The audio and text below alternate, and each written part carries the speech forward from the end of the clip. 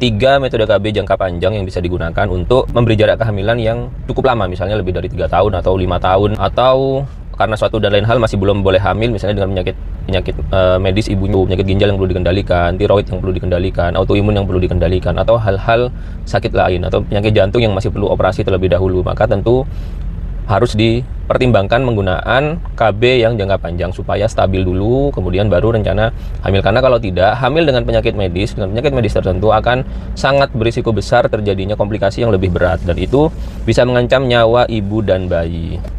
Yang pertama, IUD atau spiral yang tembaga, ya, yang Koperty.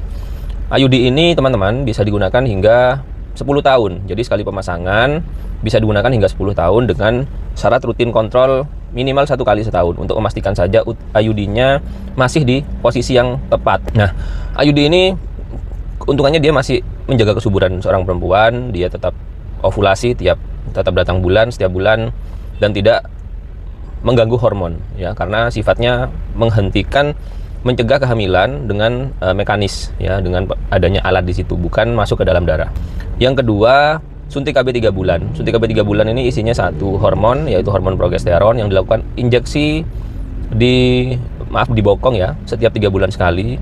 Efeknya jangka panjang karena apa? Karena mengganggu ovulasi atau kesuburan. Bahkan pada beberapa pasien tidak haid selama menggunakan suntik KB 3 bulan, dan ini bisa mengganggu atau mempersulit kalau ada rencana punya anak dalam waktu dekat. Jadi yang harus dipertimbangkan adalah setelah lepas suntik 3 bulan, biasanya butuh waktu 6 bulan hingga 1 tahun untuk kembali hamil lagi. Hanya enaknya dia protektif terhadap kanker rahim, bukan leher rahim, ya, kanker rahim.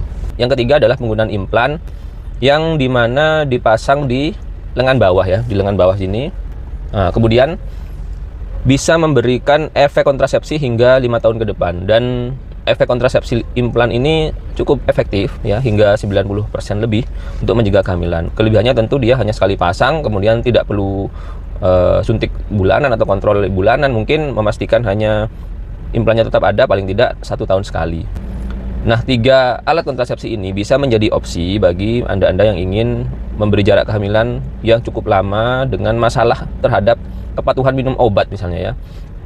Kalau Anda tidak masalah untuk patuh minum obat, yang rutin minum obat, maka monggo bisa suntik KB 1 bulan, pil KB atau yang lain.